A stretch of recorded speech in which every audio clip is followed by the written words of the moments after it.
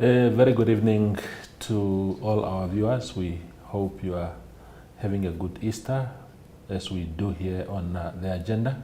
My name is Taiwan Jabela, your host. Tonight, we are graced by the presence of Pohamba Shifeta, Honorable Pohamba Shifeta. He's a SWAPO Member of Parliament in the National Assembly, and until recently, the Minister of Environment and Tourism.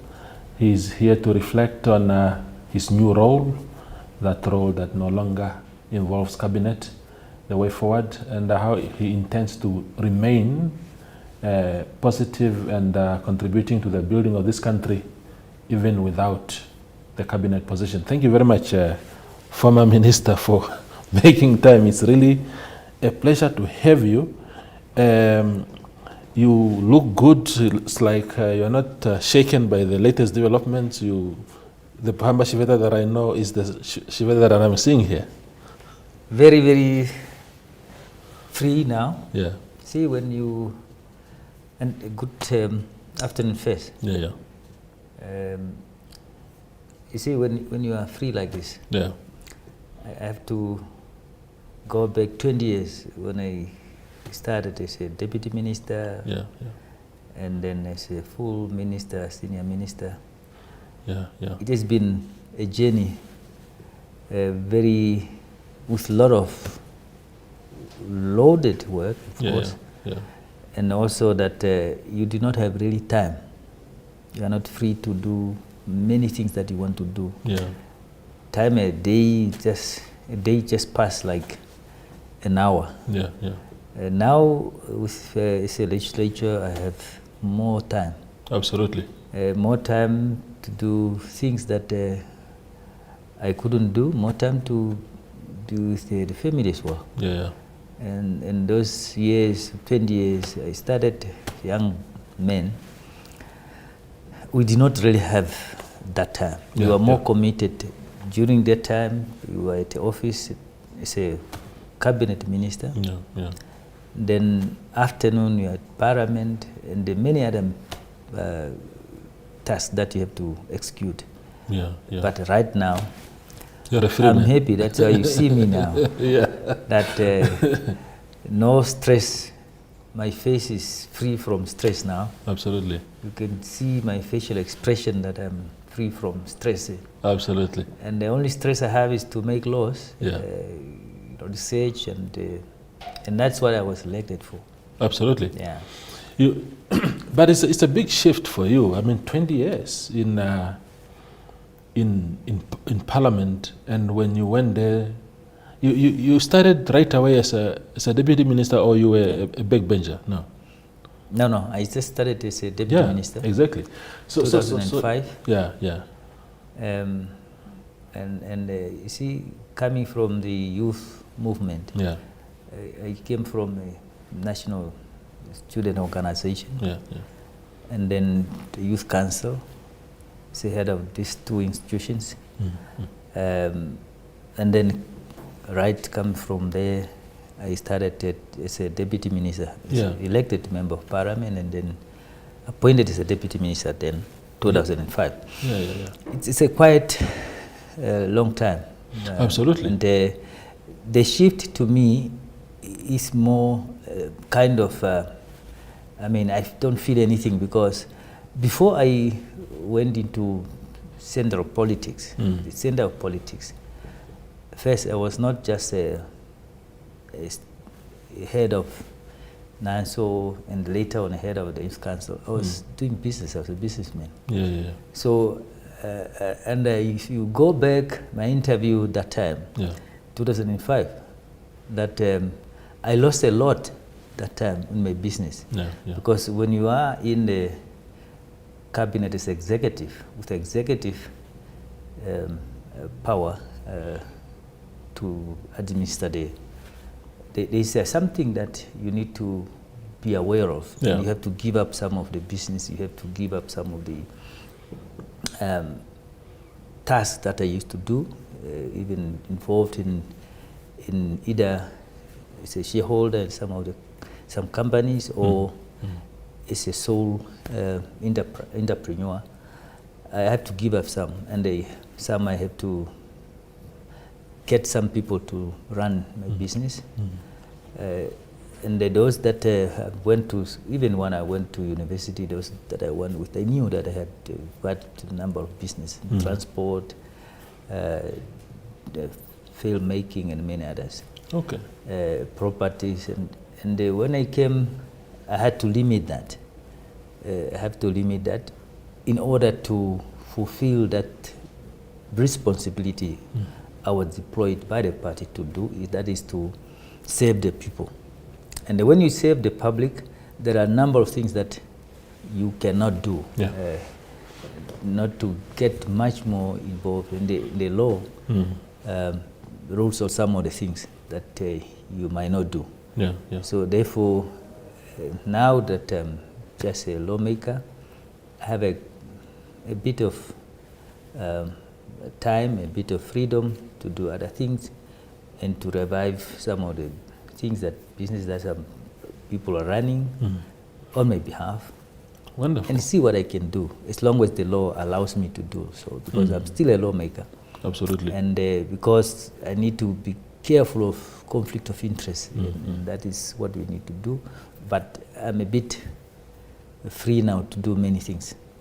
So when we inspect the asset register of Parliament this year, we must really pay attention to Pohamba Shifeta. There will be a lot of things there, a lot of wealth. Not really much. You know, what I have been doing is some of the assets that I had to dispose them of. Yeah. And my transport, I had a company that I was involved already in tourism. I had a company that is a tour operator company, co-owned 50% with my partner, and that also had to keep it, and we're making money, more money. I had to ask my partner to buy him out. So they had to buy me out, because that one I cannot, because of my position where I was that time. I felt that there's a direct conflict of interest, so I just need to be out completely, and some others that I just gave up. Absolutely. So let's get into the events of this year. So you went to the Electoral College last year. You were duly elected by party members to go to Parliament. SWAPO got enough seats for you to go to Parliament on your own. And come the 22nd of March, when the new president announced the cabinet, your name was one of the glaring omissions from that list. Glaring because I think a lot of people think that you were a pretty decent Minister of Environment and Tourism. You came to be almost an expert in that space over time. And you didn't do a bad job in the eyes of many people. Did you see it coming? Were the signs that you will not be retained in the new cabinet? Do you get, how does it happen? Do you get a courtesy? Are you afforded the courtesy of being informed by the incoming head of state to say, look, thank you for your service, but you will not be retained in this cabinet? How does it happen? Yeah, first let me say this, that when we are elected by our respective parties to go and serve the public, the Namibian people, all the Namibian people, because when we are there, the Constitution requires that we are saving all the Namibian, all the elected members of Parliament. You are elected to go and save people. That's number one. And the other thing comes later. To be appointed as in the cabinet, it's a choice of the president. Constitutionally, the president has a choice to leave you out, even without telling you that I'm no longer, going to appoint you or to retain you, and the president has got that kind of discretion to make her or his choice, and those choices depends on how the president will want the setup of his or her cabinet. Yeah, yeah. So that I was not surprised at all. Yeah. And it's something that has been happening. I've been in there 20 years. So that is now, if you look at that, 20 years means this is now my 5th parliament that I'm in that parliament. It's many years. I learned from that you comes every time that you start with a parliament, there's an appointment to be done. Some people have to be left out. It depends on how and what president's navigation would be. So, and it's not a surprise to me at all. And I'm not, I don't feel anything about what happened. I think that is what the president wants, and I accepted that. So, I don't even feel that the president is obliged to inform me. So, but what I was elected for is where I am now. So that is just a kind of another bonus. Yeah. It's a bonus to get to that point. Absolutely. No, I understand that, but I mean, you are part and parcel of this party. You have served this party. You were elected by the people to go to parliament, of course, and you organically grew in this party, and like I said, you were a deputy minister for a very long time. You were patient. You took your time until you were elevated to the full minister. We didn't see Pohamba Shifeta crying over being a deputy minister for so long or whatever. So you really were cooked by the system to the point that you were now ready to be a full minister. And when you became a full minister, somehow we could see that this is a guy who's been around in the system for too long. I mean, for long enough. So you were not like an abrupt elevation into an unfamiliar territory. And because you have served the party for so long, you have served the government for so long, you ought to have been afforded at the very least the courtesy of saying, Pohamba, good morning, this is the incoming president calling. I'm just telling you that that courtesy, I think, is important. That depends on how a person views that. As I said, really, there's no obligation to the incoming president to inform whoever was serving, because that is another term. Yeah. And this is a very new term. And they start with different things, and there's a different president as well. And with a different way of doing things. So all of us, we do things differently. So, and I really do not expect that there's an obligation. It has to do that. But I leave it that way. Has there been an explanation in any shape or form from anyone, maybe the appointing authority or her representatives, to say, again, I understand and I agree with you to say that the prerogative lies strictly on the president to say, okay, I'm coming in with this new team. And somehow there's this notion that it was a 5-year term and your term lapsed naturally, and therefore maybe you are not owed an explanation per se. But again, just the basic courtesy, I think that ought to have been extended to you. I'm not alone who was not retained. We, of course, I think who are now currently in the parliament, serving there. We are more than 2. And there are some other junior minister, deputy minister who were there first. I'm not sure whether they were informed, but I really don't feel that probably the president had so many things to do. I don't think there is a need to really think about why not be informed about it, because it's no obligation, as I said, really. Legally, the president is not obliged to do anything to tell you what, because it's a new government, and also it's a new parliament.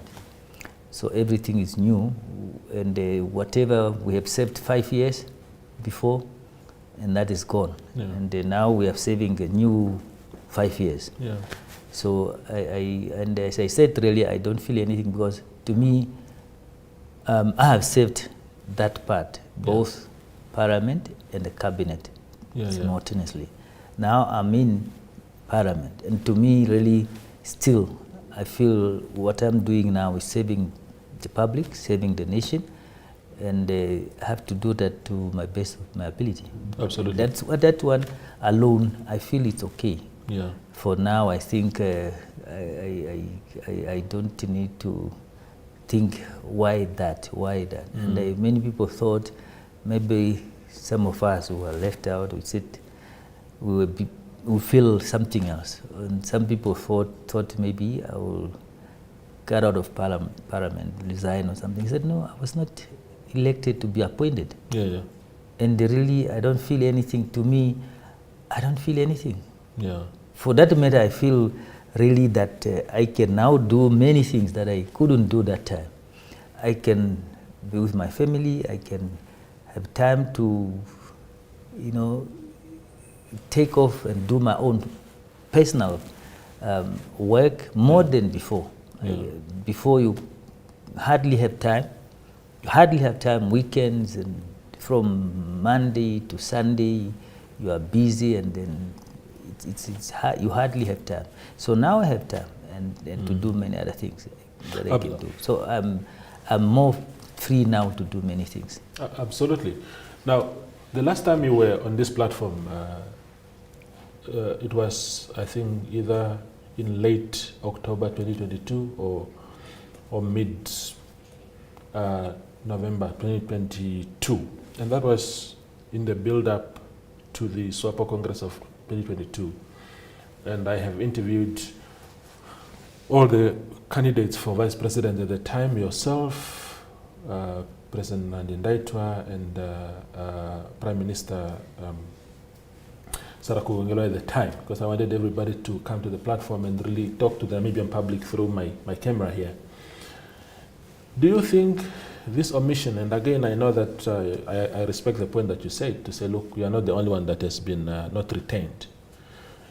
Do you think that you competing against Netumbo Nandi Ndaitwah in 2022 had anything to do with why she did not retain you? Especially, we were told at the time, there were reports in the newspaper at the time, that Pohamba Shifeta was told, or he was called by President Pohamba to be told to withdraw from the race, and he did not do that. You forged ahead to the very end. You were, sorry for my choice of words, but you were pretty battered in that Congress by both Nandi Ndaitwah and Kugongelo Madila. But do you think there's anything to do with that? To say he didn't listen, he went against even the elders' advice to run against me, and therefore I'm going to drop him? No, I don't really think so, and I don't want to assume. Yeah. All these things are, freedom of choice. Yeah. We have freed this country, we have established democracy, and even institutionalized that in our own institutions. Yeah. And I don't think anyone will think because of this I will then do this. Yeah. I don't want to assume that way. Yeah. And I said, whatever happened, happened. Yeah. And when we compete in positions in different institutions, I came from a background of a youth organization, student movement for that matter, that shaped me. And we were free to compete, we were free, and they couldn't have that time anything against one another. So, and I still feel that in a party we still have that. But of course, people act or react differently. People do things differently. Theories are there. We have a party rules and how to elect and how to be elected. And those rules govern our relationship as members, party members. And I don't think that people do not understand that. So for me to stand. It's not for me. It was not initiated by myself. People thought, and they felt so, that we wanted to compete for this. Yeah. And I have heeded to that call. Yeah. And I don't think that there's anything wrong with that. Not committed any crime to do that. Yeah. And it has been done by many people. Absolutely. So I don't think there's anything wrong. And as I said, really, I have not really get into even that matter because I didn't want to get deeper into why. Yeah. Because it's a normal thing, normal practice that you have a new government. First you have a new parliament. The new parliament, out of that National Assembly, you have to have a cabinet. Yeah. And you have an incoming president who has to make choices and take some of these members and put them together to form a cabinet. That's the executive arm of the government, of the state. So that is the president's prerogative to do that. So I don't really want to say because of that, because I did not heed to the call to not to compete, because I didn't want to go to that point. Because I felt, we have this democracy to do these things. So, and I don't think that it was wrong to do so. Yeah. So that was going to be my next question, to say that, do you regret having stood in 2022? Not at all, not at all. Yeah. If I got a call, even now, I can do that. Yeah, yeah. I'm a free man. I really feel that, you see, when you are free someone, you use your own freedom to make your choices. Yeah, yeah. So you cannot be constrained by, if I do this, maybe, as long as you know that what you do is moral right and legally correct. Yeah. So why do you have to, and the institutions have rules that govern some kind of freedoms and choices. So you do within that parameters. Yeah. So I have not committed any crime, I have not done anything wrong. Yeah. But therefore I feel it is still something that can be repeated if there's a call for me to do so. Absolutely. So, but it's not for me to say I want to do this. No, in the party, it's an institution. We don't do that. We don't volunteer ourselves. I want to do that. But it must be people who feel that I can do the job. Yeah. So, and I believe so that I can do the job. Yeah. There's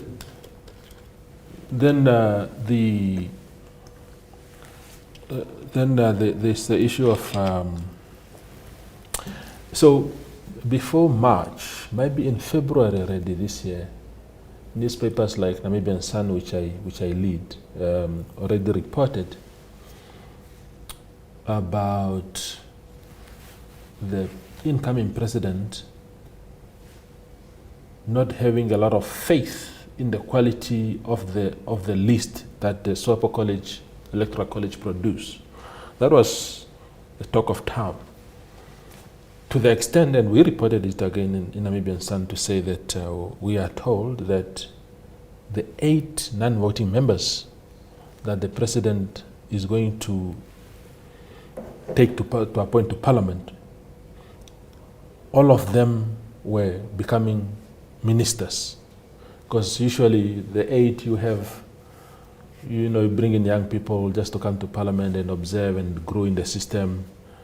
They don't necessarily have to be ministers, but we were told right away that all of these 8 will become ministers. And the reason that was being peddled was that because the president doesn't have a lot of faith in the quality of the list that exists, she had to go look for extra talent and skills and technical skills elsewhere. Come the 22nd of March, that is exactly what happened. In the morning, 8 people were nominated, were announced as nominees of the president to parliament. In the afternoon that day, all of them were declared as full ministers. How much confidence do you have at your personal level in your abilities Do you think that, does it even cross your mind that you might have been dropped because you are not competent enough? You see, as I said, really, when a person has to constitute such a very important arm of state, has to first sketch, and I think that's what the president has done, sketch and have a plan in this sector. What do I want to achieve? And in this sector, what do I want to achieve? And in that one, what I want to achieve? And what type of people I want to put there? And I think we just have to leave that freedom to the president who has done those choices, and we leave it to that. On the question of quality, that one I don't want to assess each and every member of parliament's quality, especially those members of SWAPO, elected members. I don't want to go and do some assessment in many, and I don't want to get into there. So we'll see, because this parliament is started now. We will see as the time goes. Maybe after a year, how they perform, the parliament perform, because we lack some kind of assessment in the executive and also in our parliament, both two houses. How do we assess their performance? We don't do that. And also to assess individuals' performance in the cabinet, in the executive, and also in the parliament, both two houses. We probably don't do that. And as such, you cannot just say there's no quality there. These people have no quality. But without that assessment, you might have people who have no education background, but they have certain qualities that can, as lawmakers, that can contribute to the growth of this legislation. So we that is part what we need to look at. Even the performance that in the whole generic civil service in Namibia, we lack that assessment. We don't really assess the performance of senior cadres of the civil service, of our service in the government, the public service. We don't do that. It was there, but it has not been really, those tools have not been really used. That's why at the end, if people are not performing and it's becoming obvious that you have senior civil servants who are not performing, they are packed somewhere there. Instead of saying, you have saved this is your performance, you could not reach average, or you perform below average, therefore it's obvious. The yardstick is that you need to go. Because you are really not performing, you are just becoming a liability instead of being an asset in the civil service. So we don't do that, and that's something that we really need. Those are the tools that we need. Let us see when the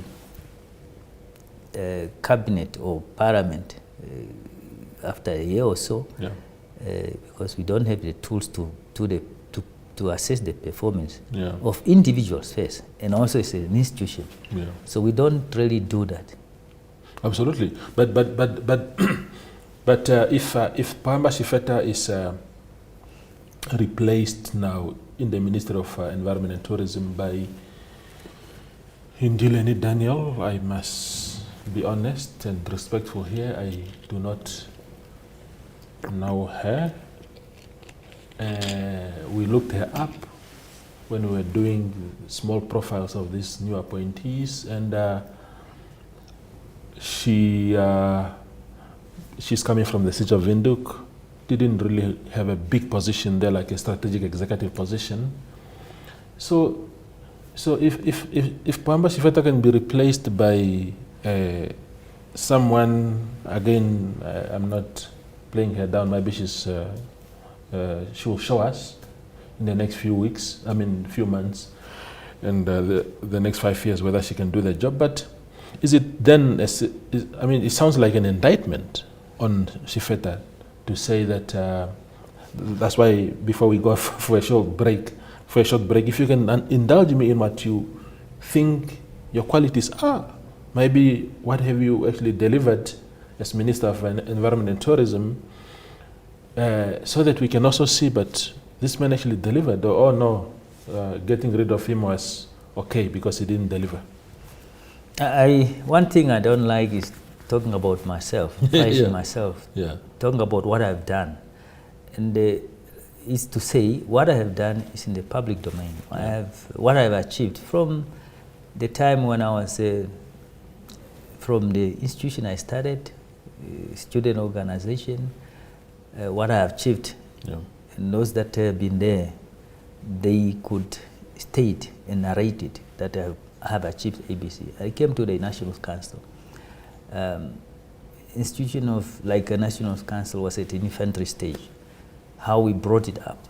I came at youth and sport. How we sharpened some of the programs, sport, youth, and so on. And I came to the last appointment, that is for 10 years, 12 years in fact, first as a deputy mayor for 2 years, and then 10 years as a minister of environment, forest and tourism. What I have achieved is there. So I don't really like talking about I have achieved this, I have achieved that, because it's already there. What I have achieved is there. So, but I trust myself. I know the quality, the quality I possess myself. I have no doubt about it. But I don't like talking about myself, what I've done, A, B, C, D, and I have achieved this. And I also want to say, let us wait and see. You know, we shouldn't judge the book on its cover. We should go through this journey and get the content of the book. So, and I hope we'll be able to see the content of the book. So, quality of individuals is something that I don't want to discuss. And it depends on, and as I said, we shouldn't look at, when it comes to quality, we need to look at the performance. Let us look at practical performance. When a person starts now to work, and that's now time the public can judge. We have been there, of course, as you know, leaders. We have to be assessed critically by the public. Absolutely. And I've been saying that, and that also, you know, gives us another understanding, because there's always a kind of a blind spot that you don't know whether you are doing right or wrong. And that spot can be identified by the public, who can tell you, look, here you are doing wrong, here you are doing right. So, and we always have to allow people a chance to start the journey, and then be able to point out some of the things, weaknesses, and some of the things that people are not able to perform. But for now, let us wait and see, because we need a country to grow. We need the economy to grow. We need the development. And as I said, we shouldn't doubt the team that the president put together. We let us give the team the benefit of the doubt, and I don't think it's fair really to judge before they have started. So they are just starting now. We are just, how many? It's about weeks. You know, it's just a matter of weeks. Some weeks. They will turn. So we should they will turn a month in office. Let us allow them. Let us support the president and the team. That's what we need to do. All of us, irrespective of political affiliations.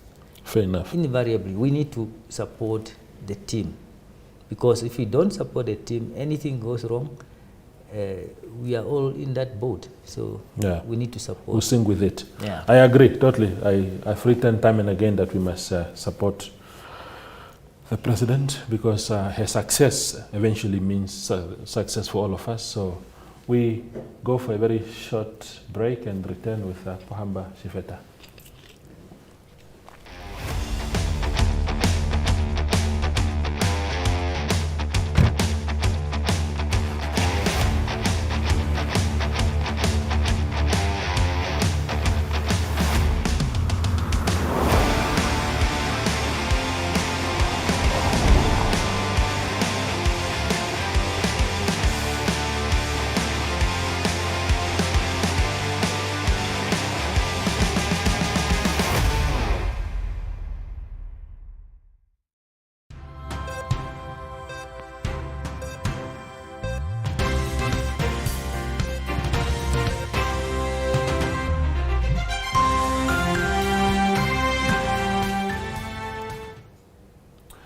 The agenda continues with former Environment and Forestry and Environment and Tourism Minister Pohamba Shifeta.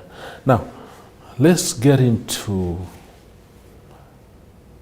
the party dynamics emanating from all these developments that we are discussing, because you are a central committee member, you are a secretary, the legal secretary of the party. One of the views that is being expressed, and again, I respect and I know you are going to repeat this line again because you are using it quite productively today, and that is the line of the prerogative of the president to appoint the team that she wants. Because it's also important that the president chooses this team so that if she succeeds, we praise her for that, knowing that she employed the best skills that she could find. But if the opposite happens, we will also going to hold her accountable and say, you brought this upon yourself. Within SWAPO, the conversations are that you have party processes like the Electoral College, where people did, some people did extremely well. The top performers at the Electoral College, none of them made it to cabinet. And people are saying the reason why SWAPO chose those people and put them on the top of the list, the top 5, top 10, even top 15 if you like, is because those are the people that the party members trust. You don't just get elected number 1 or number 5 on the list because you are cute or anything. It's because people see something in you. And when the president seemed to have ignored all these people, all of them, and go get complete outsider in the sense of the party structures, people are worried that there is a neglect of the party people, of the people that the party has said, those are our choices. What are your thoughts on that?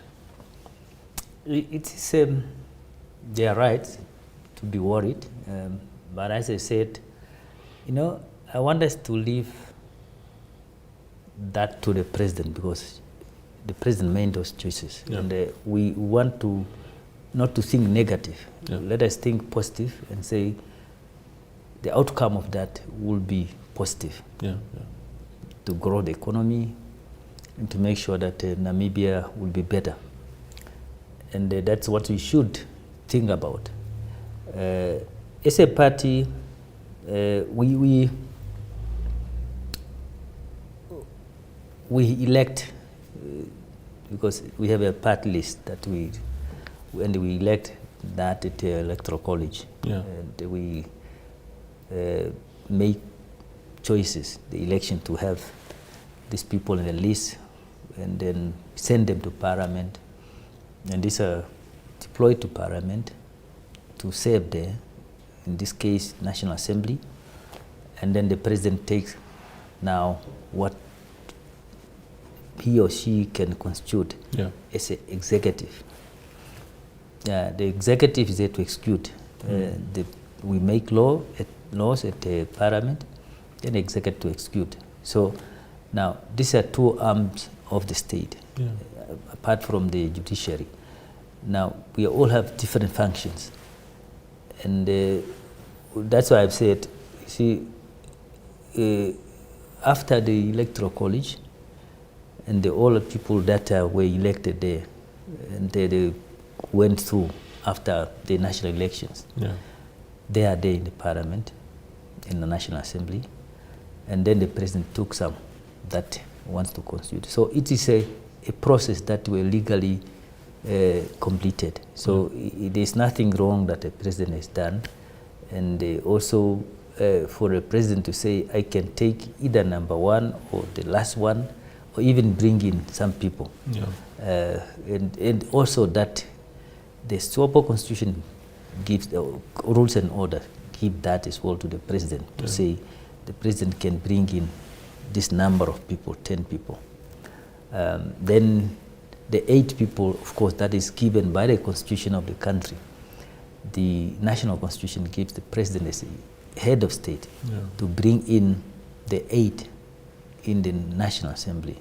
And it's also either the president take all of them direct to cabinet, as a constitute cabinet, executive, or some or none, and leave them in the parliament only. So those are choices that the head of state has, and because we want to give the head of state that kind of freedom, so that now when he or she constitutes that body and that team, it is from his or her own choices that no one that can now interfere. And not even the party can interfere, or anyone, even the parliament can interfere when the head of state makes those choices. Yeah. The fact that out of, I think, around 21 ministers, of course, about 9 of them did not make it back to parliament. It's a democratic process. Democracy spoke, and they did not make it to parliament. We respect that outcome. Some made it, like yourself. But overall, we had only 3 ministers from the previous cabinet, only 3, that made it back into the new cabinet. The others out of 14, so 11 others, if I'm correct in my mathematics, those are all new faces. From leaving politics aside for a moment, from a continuity point of view, because this is SWAPO government, the legacy continues, that is the mantra. And from an institutional memory point of view, because that is also important, it's an important asset for this administration, or for any administration.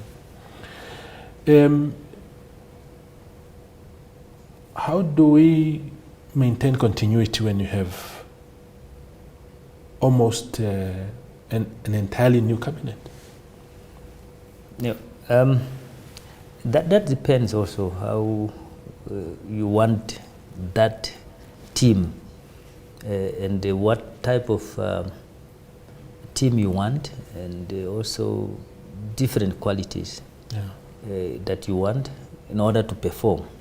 And I think the head of state, having made those choices, base his or her ideas or her plan on that. So you shouldn't really think that maybe there should be continuity half-half, or at least 1/3 must be this and that.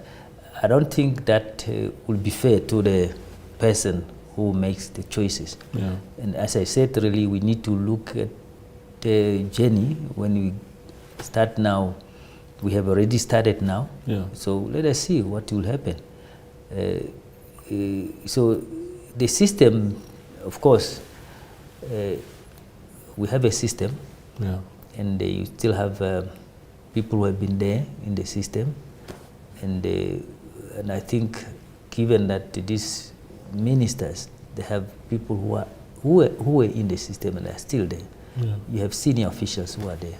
They will be able to assist these people to take off from there where others left. So, and I don't think that I have a doubt that they will not be able to perform because of lack of, experience in those sectors, or they lack some kind of understanding. Yeah. But if we have officials there, then most of them are still there intact, apart from executive directors who were spent here and there. So they are still officials. They are heading the departments, and that's most crucial. Yeah. Those are most crucial positions in all the sectors. So, and I think they will demonstrate themselves whether they can perform or not. So we shouldn't judge them, prejudge them now. So we'll allow them to take off and see what will happen. Yeah.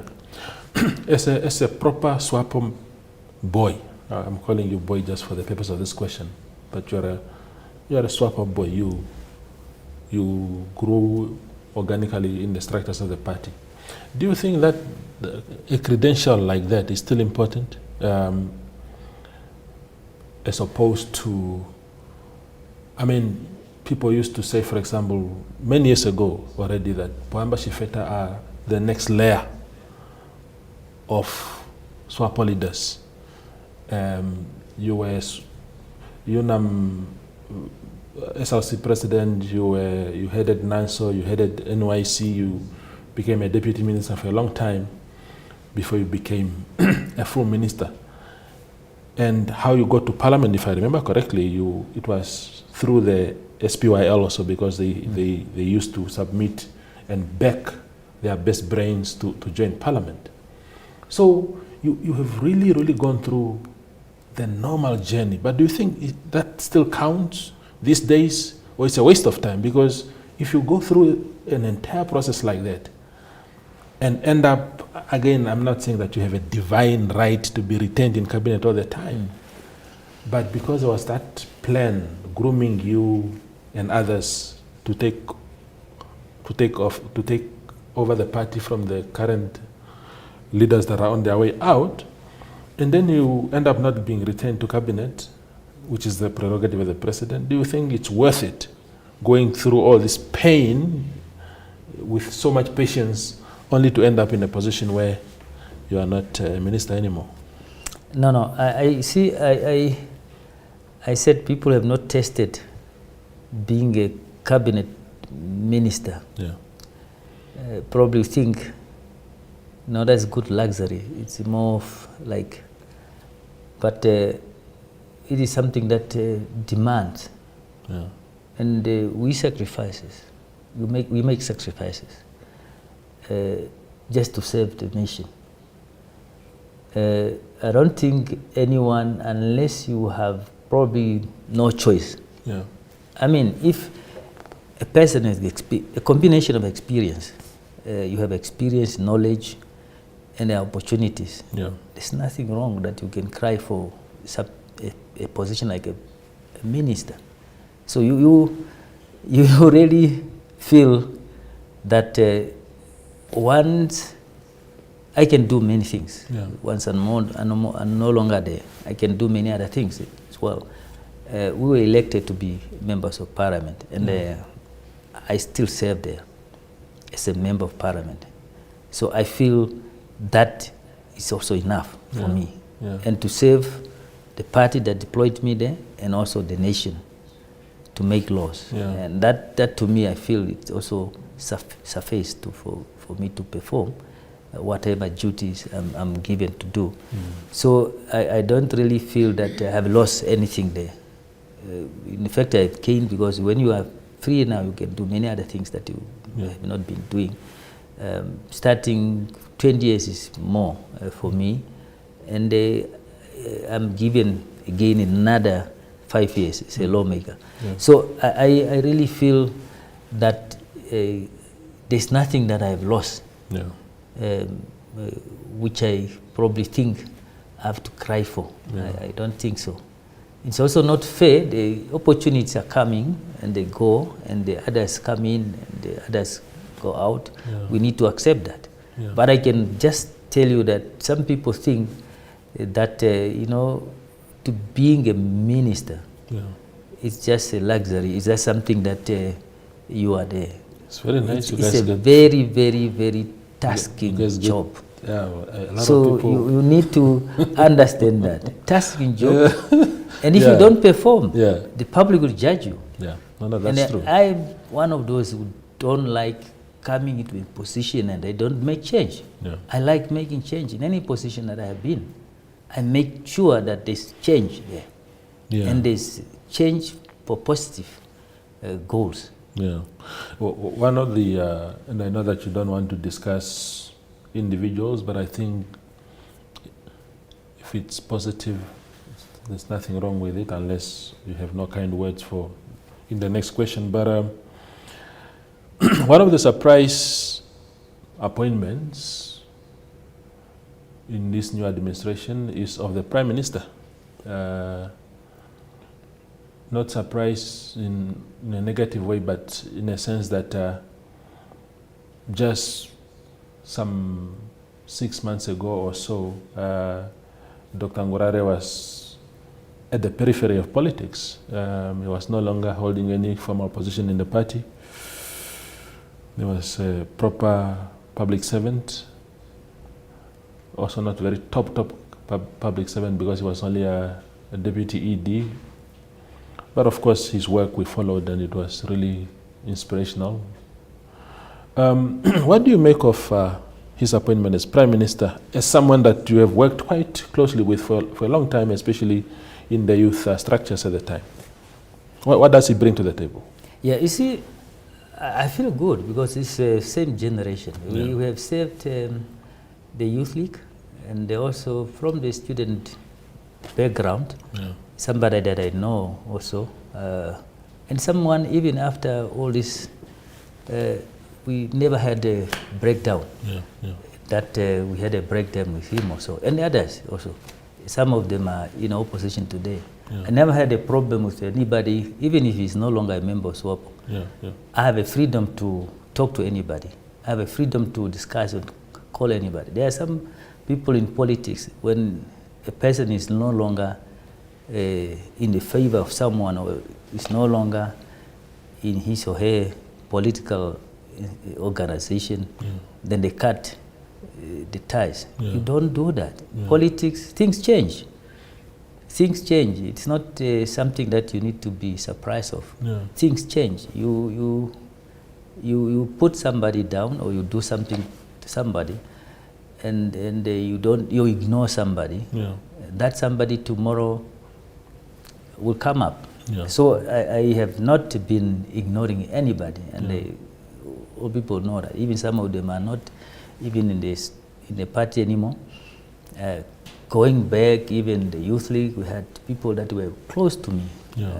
Late Shwameni, when they went to form COD, I was one of those people who were not ashamed to talk to a person, discussing things deeply there. I don't feel anybody to label me to say, look, you are discussing something in the opposition. And that's what we need to build mature politics, to build this mature politics in our midst. Because you don't necessarily need to discard somebody because we have different political views. We need to discard that kind of understanding. So we need to be, especially as our generation, you have already that background of the relationship that we had in the Youth League, the student movement. There's no way that we can discard each other, and even if you have different political views. So I feel good. I feel good. The representation of a generation that I saved. So it's a good thing. Absolutely. And I'm sure he can be able to perform. No. Thank you, Tati Shifeta, for making time. It's really a good conversation, and we look forward to your contributions in Parliament. And now, as a free man, you are a lawyer by training, and we hope your legal qualification will also add a bit of weight to the legislative process of making laws in our country. So thank you for coming through. Welcome, and thank you very much for having me here. Wonderful. That is Pohamba Shifeta. He is a SWAPO member of Parliament in the National Assembly, a former Minister of Environment and Tourism. sharing with us his perspectives on a number of issues that he just discussed. Enjoy the remainder of your Easter.